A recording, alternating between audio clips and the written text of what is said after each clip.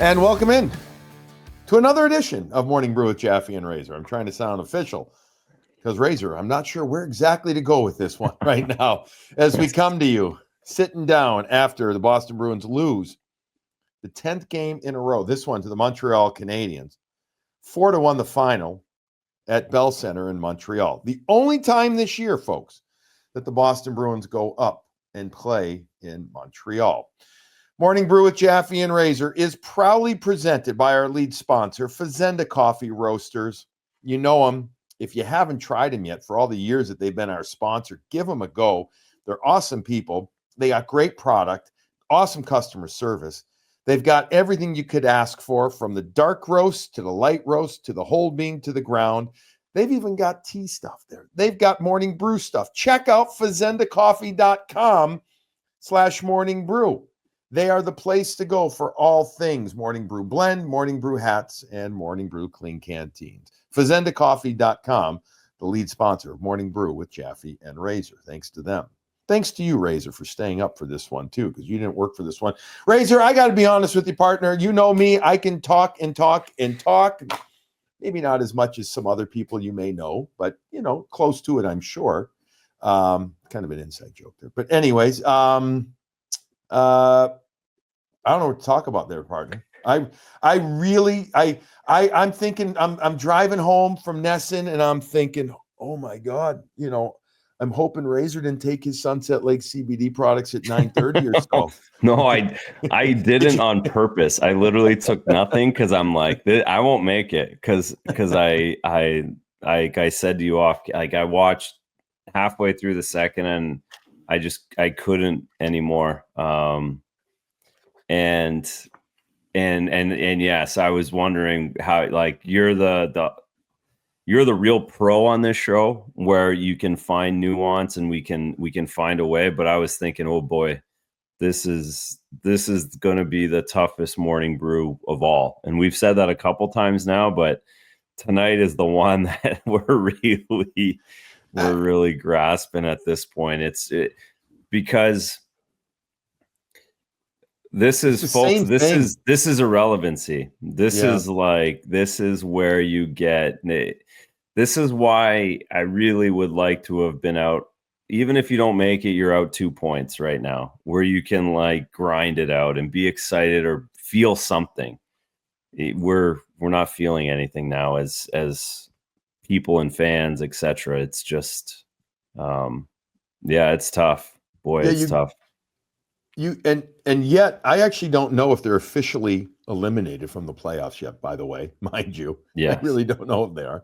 They need everybody to lose and them to win. Right. Everyone. Best thing that happened for the Bruins tonight, truthfully, is that the Pittsburgh Penguins got a point with seconds remaining in the game against St. Louis, who did end up winning again in overtime.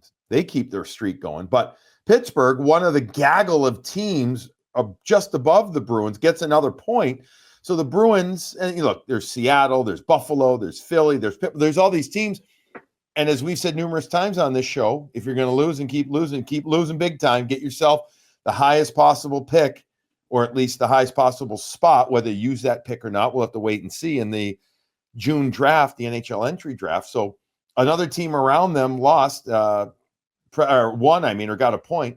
The Preds lost tonight. Kraken lost last night. But right now, Razor, the Bruins are in the 29th spot, so fourth fewest points in the NHL. If they didn't win the lottery and somebody behind them didn't, they'd get the fourth overall pick.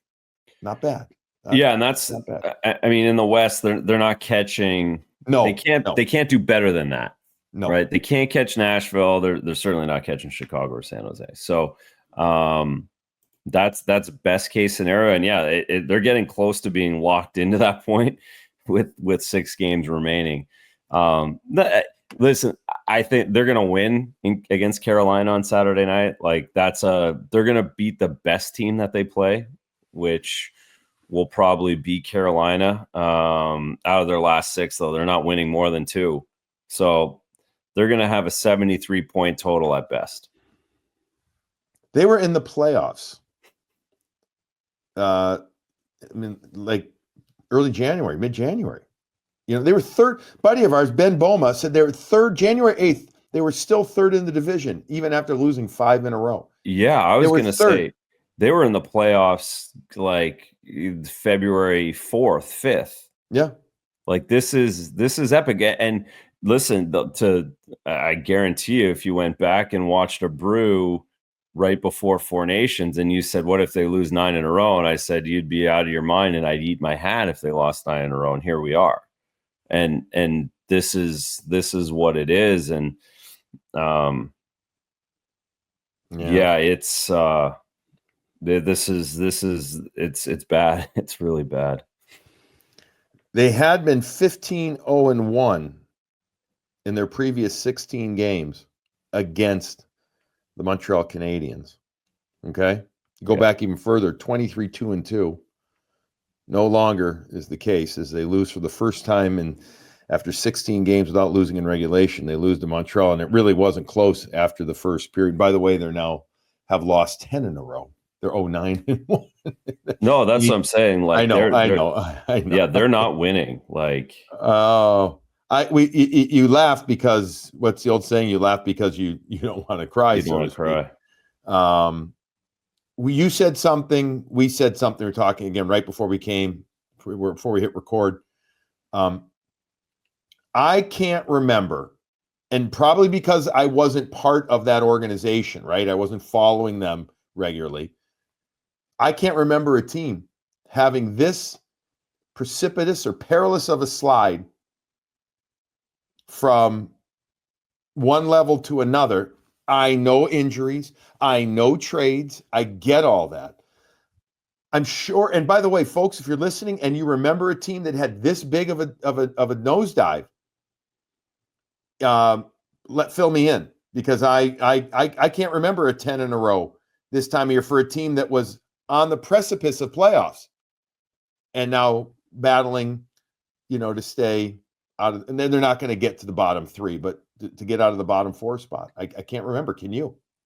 No, I really can't. I was in Colorado, like the year I was in Colorado, we were in and around the playoff mix, like start of January, and we fell off pretty good. Like we lost a lot of games at the end. So that would be similar, but not like February.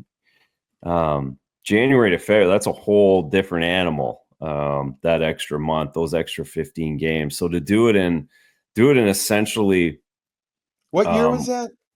That was in 09, 08, 09? Yeah. All right. And what they got Duchesne the next year. They got Duchesne in the draft. Okay. Well, I'm looking at 08, 09. Yeah. And from March 15th to April 12th. We would have lost a lot of games then. You lost every game except one. Yeah, San Jose. We beat San Jose in a shootout. No, you lost or to Vancouver. San Jose. You beat Vancouver the night before. Yeah, Vancouver. So you know what's funny about that? So this is what we're doing now. You lost 12. You lost 12. You won 1. You had a couple of overtime points, but yeah, sorry, go ahead. Yeah, my buddy picked us in he was in a suicide pool the entire season. And he hadn't for whatever reason, he picked Colorado over Vancouver. Mm-hmm. And everyone had Vancouver in the suicide pool because we were so bad in Colorado, and he ended up winning the pool. It was like a nationwide, like won like 15 grand. It was like the funniest thing ever. And he was like, kept me out of it the whole way. He was like worried that I'd know. I was like, fuck, dude, we don't care. Like we've lost 15 in a row. It doesn't matter. And, yeah, we won in Vancouver. We lost in a shootout in San Jose, and we won in Vancouver. I remember that because of the suicide pool. So that's hilarious. He had a great summer vacation on that. Yeah, that's a nice bonus. And if you actually go back further that year, if you go back to February 22nd, okay? Yeah. February 22nd, you played at Carolina. You had won 3 games in a row heading into Carolina. Yeah. You then proceed to lose 15 games in regulation, 4 in overtime, so that you lose 19 games out of 23. 4, 15, and 4 was your record. There you go. That was pretty close. You get outscored 76-36. And yeah, man, you guys, you weren't good. Yeah, no, we got bad real fast. Joe Sakic was there. He went out. His back was a mess. That was his last year. And we didn't really make trades or anything either. Like, I'm trying to remember what it really happened, but so yeah, that's the one I remember. Like, I knew it was close to this. And I was here in 07 too, or 06 when it was bad for the Bruins, but this one feels even worse just because of how everyone got dealt and everyone got moved and out of the expectations, again, maybe it wasn't Stanley Cup, but it was going to be a pretty good team. Yeah. And to have everything, despite the fact that we've had this play out all season and it didn't feel great from the beginning of the season, even, Razor, there were still expectations. I don't know what the expectations were for your Colorado team. Forgive me for not remembering back in that 09. I don't think it was good. Right. It wasn't going to be great, but it ended up being really bad. But this team had some solid expectations. I'm actually going to go back and listen in the next week or two before we do our season wrap-up show and listen to our preview show, because there was a lot of positivity there. And if anything, not to call us out and but just to say, hey, we said this and this is what happened. And what happened? Why did it happen? We'll go over all that. But I thought about that yesterday. I'm like, I need to go listen to it, because we had so many different expectations, just as most people did for this team. Not everybody, but I'd say most did, given to what they had kind of. Well, no one. There's no way anyone had them picking 4th overall. There's no way anyone did that. No, and if you did, folks, if you legitimately had the Bruins this low, we would be happy to hear from you via social. Reach out to us on Twitter or Instagram. Let us know, because I'd like to know why. And don't be the person that says you did when you really didn't. But if you actually had them this low, okay, hey, we should have you on Morning Brew with Jaffe and Razor and whatever your name is, and tell us why. I don't know about any positives in this game. I'll just throw out a few numbers. Pasta gets an assist, so he keeps a point streak alive. I'm trying to think. He had 14 goals in his last 16 games versus Montreal coming in, but Pasta gets another point. Geekie, 10 points now. He gets the goal, 10 points in his last 8 games. And I'm sorry, he gets an assist too, but it was Lindholm who scored. And I guess if there was a positive, Razor, it's Swayman played well-ish again. He played pretty well against Washington. We discussed after last show, and he had a hell of a first period. They got outshot 17-2 in the second period. I thought he was good. I thought he was good. So again, I'm kind of not trying to make it okay. I'm trying to find, I guess, something for us to chat about. Mm-hmm.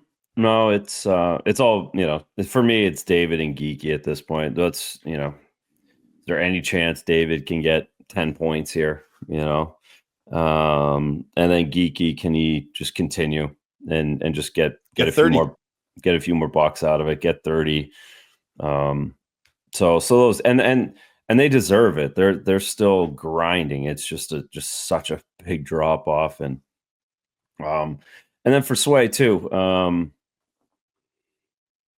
he's battling, he's grinding, he's showing up, and those are good things too. But again, we've talked about it. There's not a lot he can do right now. And to be, I'm not carrying anything. Legitimately, nothing that happens the next 10 games or the next 6 games now at this point is carrying over. There's nobody that's really clenched that for me, even up front. So, I mean, the good news for me with regard to Swayman, it does seem like the Jeremy has reset since the LA stuff and gotten kind of refocused, gotten himself into a better spot. I think his body language looks good. I think his control so that's what I'm taking as the positive right here. That's what I'm looking for my eye. again, similar to some of the other guys that are on, like, he's got an 8-year deal. He could mail it in right now. He could have a growing pull. He could have a back. He could find a way out of this if he wanted, and he's standing up to it every night. So to that point, that's a good thing for Bruins fans. And he is resetting. He's trying. Again, there's lots of work to do. This isn't Excuseville. This is just there's been a bunch of guys in NHL history that have these kind of deals that wouldn't be doing what he's doing right now. So that's a start, but there's a long way to go still. The save on Alexander Carrier coming in after the first shot hits him, and then it bounces over to his glove side to his left. Carrier had come down from the right point, and I don't say he's a sharp angle, but he's a little deeper. Yeah, it's a bad angle. And he's a right shot. If he's a lefty, this may be if he can swivel his hips, he might be able to elevate a little more. Regardless, he gets a lot on it. Razor Carrier still gets a lot on it. And Swayman's effort to get himself back and to lunge over and somehow get his glove on it absolutely is one of his top 3 saves of this season. When you see a save like that, is it anything more than just determination, effort? I mean, because that's a desperation play there. I wouldn't call there is technique involved. Is that fair to assess? Very fair.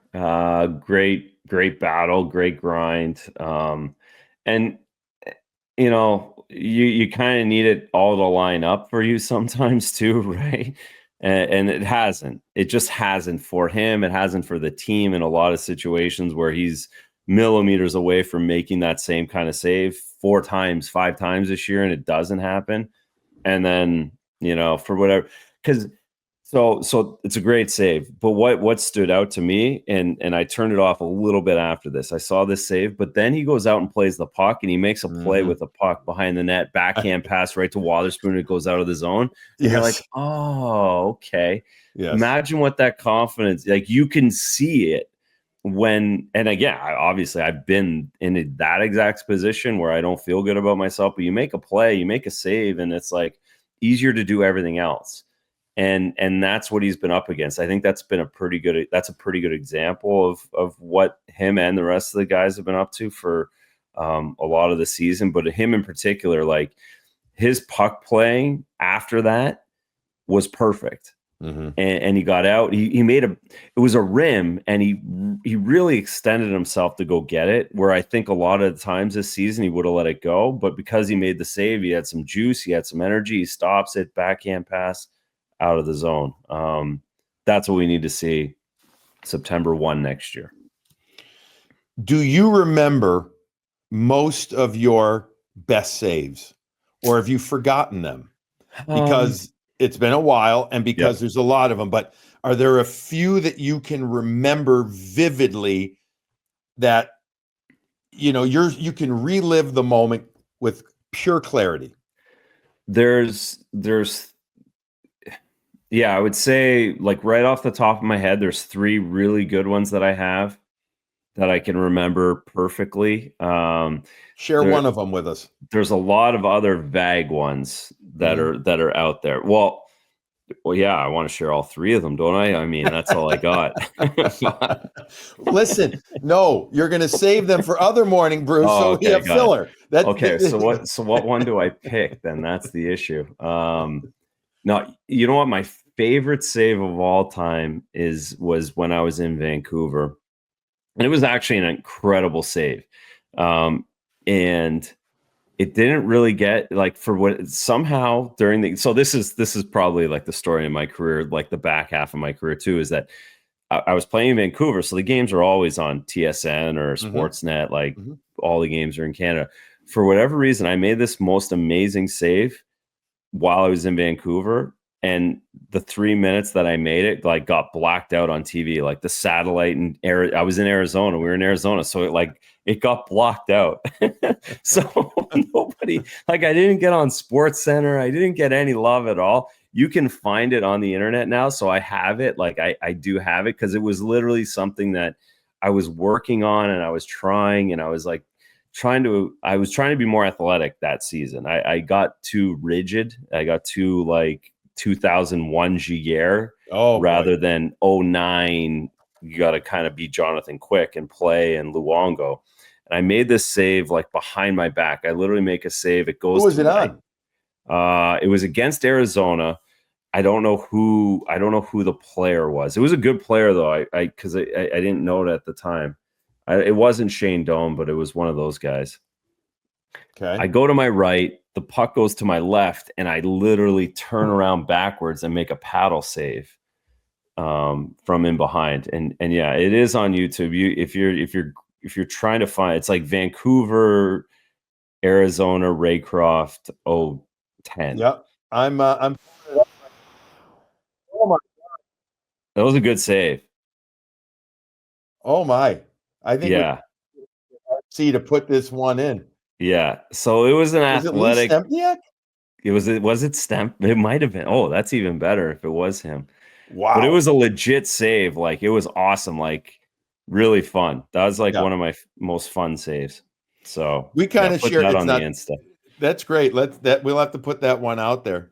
Yeah. My first goal that I scored at Michigan, you were blacked out type thing. Yeah. This story of my very futile nothing career took me I think it was December, late November, December, to finally score a first goal. And actually, I scored it against Boston College, and it was against the goalie who I had played with the year before at prep school, who was my goalie. We were teammates. Yeah. Anyways, I got it in, and I'm so excited. I am so excited. I score, and I'm thinking, finally, instead of getting ripped in video, I'm gonna have something good to be shown, right? Yeah. What do you think happens next day at video? I get absolutely. The coach was like, Red's like, the video went out on that one. I'm like, you son of a gun. I don't believe the video went out. I think he was just giving. He was setting the tone. No way he's giving you love. Oh my God! You want to talk about crushed? Oh, fun stuff. I think I actually have the VHS tape of it. Somebody gave me a VHS tape, and I think it's on disc or whatever you do. I gotta put it. No, it's VHS tape at the time. But you got to turn it over to the cloud, or there's somebody that can do that for you. Oh, funny shit. Very funny stuff. Good but it was a hell of a save in this game, and yours was a hell of a save too. Yeah. Speaking of hell of saves, let's talk about Graciano Construction. It's a good segue because they can save your property. All right, how's that? They can save it and make it something special. They do it with so many people. I happen to be I was on Instagram earlier, and I came across, they do great Instagram stuff too. And all these reviews, these people, I speak glowingly about them because I've used them before at numerous times, and I know other people that have too. And now other people are getting to know Graciano Construction, and they are impeccable. Their service, impeccable. Their views, their visions, awesome. Check out GracianoConstruction.com or call 508-330-7589 so you too can experience doing a home project, a bathroom, a kitchen, a porch, whatever. And you want great customer service, GracianoConstruction.com or 508-330-7589. If you also want some great products, I don't recommend you build something while taking this. I'm kidding. Sunset Lake CBD, especially don't take the melatonin one. You'll be sleeping soon. But Sunset Lake CBD's products are phenomenal. They are organic, high quality, and they take kind of the guesswork out of it. They've got great customer service too, Razor. You can reach out via online, sunsetlakecbd.com, or you can call them as well. And they'll answer questions, and their customer service following up on your orders is phenomenal as well. They want to make sure you understand whether it's gummies or topicals or tinctures or whatever, that you get the right blend, the right product, the right kind of, they'll talk to you about, how to utilize the stuff. So whether it's you want to get better sleep, you got some sore muscles, you want to help yourself relax, whatever, maybe you're stressed out, sunsetlakecbd.com, the place to go. The code BRU20 for 20% off, and also $75 or more. Sunset Lake CBD can ship your order for free. They've got great products, different products. I will be hitting the non-melatonin one in about 10 minutes, as I have to get up again very early tomorrow. Lastly, Sparks hockey, the spark of the game. Do you want to go? I mean, I guess with the save. Where do you want to go with the Sparks moment of the game? It's got to be the save, but this is where we're up against it, right? This is where we're up against it. Yep. I know. We're not a Montreal Canadian show, but I think the spark of the game for them would be the first goal, the early in the period. I mean, it's a same story that's been happening to the Boston Bruins is second period woes, and they kill off the penalty, and then Dvorak gets a puck from the slot, and he spins and shoots it in. That would be for Montreal the spark of the game, but definitely not for Bruins. No, definitely. Yeah, these. I mean, yeah. So we'll get to the second period real quick, but yeah, spark of the game for the Bruins certainly is the save. That's what Judd was most excited about all night. So I give Koepke credit too, dropping the gloves first time. Yeah, the fight with Goalie. Okay, do that, but we'll give it to the glove save. SparksHockey.com. Razor and I can't tell you enough how great of a product, or products plural, that they have. Use the code BREW50, BRU50, $50 off. Sometimes, folks, they even got better deals on their website. They do their unbelievable customer service too. All different types of wheels to sharpen your skates, all different type of products.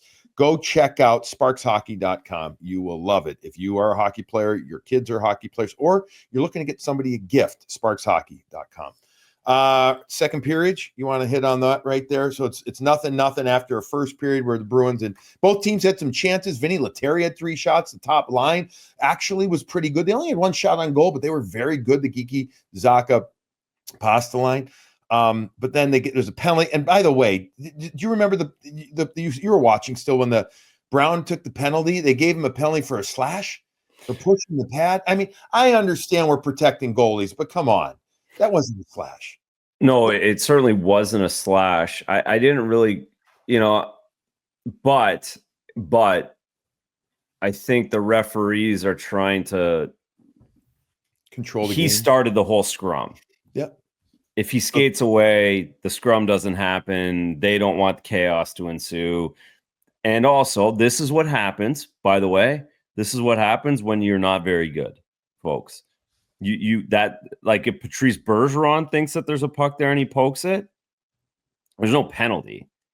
But you get guys when there's scrums and there's one team that's trying to get in the playoffs. The team that isn't trying to get in the playoffs pushes a guy's pad in. This is where penalties come up. Like the Bruins are going to get the short hand of the stick the rest of the way from the referees. I promise you that. Yeah. That's how this league works too. And that's how bad teams get even worse and worse and worse. And again, we're going to get a little taste of this over the next 6 games and how there's 2 separate leagues going on. And I think that was a pretty good example of that because there was no slash there. There was no protecting of the goalie. It was just he kind of started the scrum, so they have to get the extra one, and they can get the extra one because they're not in the playoffs and the Canadians are in the mix. I get it. I get it, but still, I thought I don't know. There's game management, and then I thought that was as I like to say, a marginal call at best. But anyway, they could have evened it up, and no one right, and nobody would have cared. They could have went out of there. Alco, Anderson, boom, go to the box. That's it. Right, and we're moving on, and you go up to Brown, who you say like, hey, come on, enough, not again. And Ronnie's such a good kid, he'll listen, so to speak. Not so to speak, he'll listen. I know, but so then they give up a goal early, that Dvorak goal, and then the bad change, the bad puck management in the second goal, not getting it deep. Geekie's making a play, but they had been hemmed in their own zone. Everybody's trying to get off. One defenseman doesn't stay out. It's a 2-on-1, pretty much almost a 3-on-1, but really a 2-on-1. Suzuki waits for the desperation play from Yoki Haru, who starts the slide, and then he goes under the stick as the belly's, the belly's down, the stick's down. He goes under it, and Suzuki gets it over to Cole Caulfield, who makes no mistake. That was the game, right? I mean, that was the game. They're down 2-0. I know you say it's only 2-0, not you, but no. Well, they only had 9 shots on net at that point. It was over. Again, they're going to need to somehow they're going to win a game at this point. They need to get a 2-0 lead in the first somehow. They need to sneak up, and then they need to somehow survive a second period, because the second periods we're seeing are just Outside of the Washington game. They're so demoralizing for bad teams in the NHL. And I don't know if you can really it's really hard to explain it to people, but that's how good this league is, like how much better a good team is and how easy they can exploit a team that's just not quite as good. Mm-hmm. And the Bruins have done this for 6 years. That like really badly 6 years, where they just destroy a team in the second period. They make them take 4 penalties. They make them just chip it out of the zone. There's no possession time. And we're seeing it on the other side, where if you don't have defensemen that can move the puck, if you don't have playmakers in your defensive zone and a way to break pressure quickly, you are stuck for 20 minutes. There's just no way around it. There's no hiding in the second periods of these NHL games, and we're getting a full view of that now. Sure are. Barry and I were asked about, why the second periods, and we talked about similar stuff that you're talking about.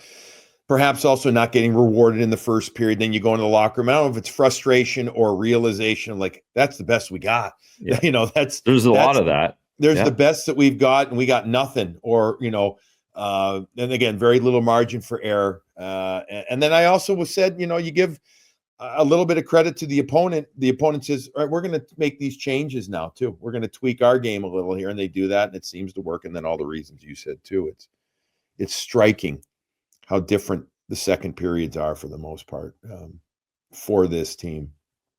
Have I ever asked you, do you like smoked meat in Montreal? Are you a smoked meat guy? Not so much. I mean, of course I've had it. But if I'm in a position to get smoked meat in Montreal, I'm probably going to get a poutine instead.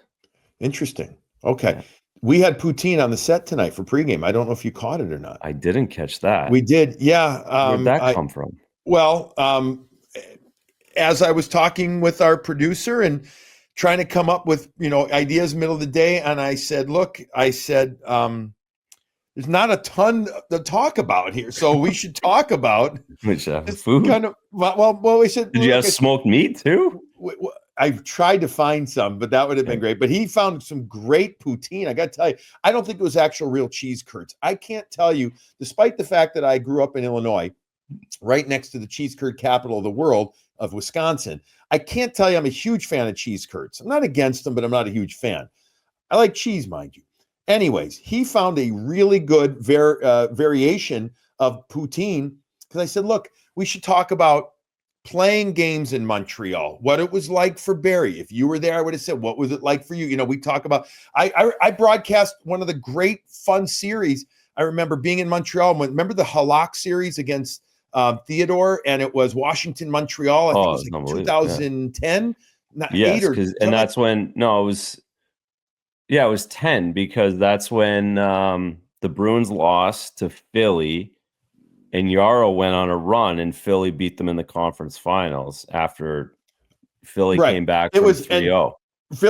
And Washington was down 3-1 to Montreal, and Halak was unbelievable in the series. He won all 4 games. He made 40 saves every night. Especially the last 3 games. The ole was happening then. Yeah, and so the vibrancy and everything was great. And so I said, let's talk about just that. And not that we're a Montreal Canadian show. Let's just talk about what that's like and how Boston and Montreal and how much fun all that stuff. Anyways, I said we should also get some poutine, because that's really not what we could talk about. Anyways, he brought it on the set, and it was quite good.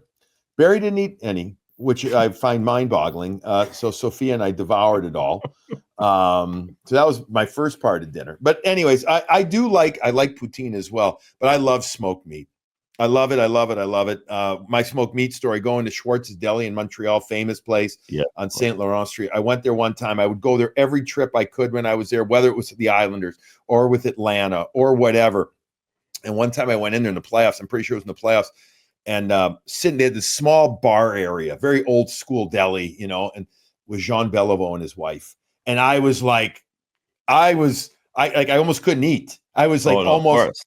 Oh, it was the Prince. It was just so, he was just, and I really couldn't even talk to him because I didn't know what to say, but it was pretty cool. And the smoked meat sandwiches are outstanding. And, if you like corned beef, if you like pastrami, it's basically a combination of the two. And so who can pass up a nice high fat, high cholesterol sandwich, extra stuffed, little extra fat, and French fries. Anyways.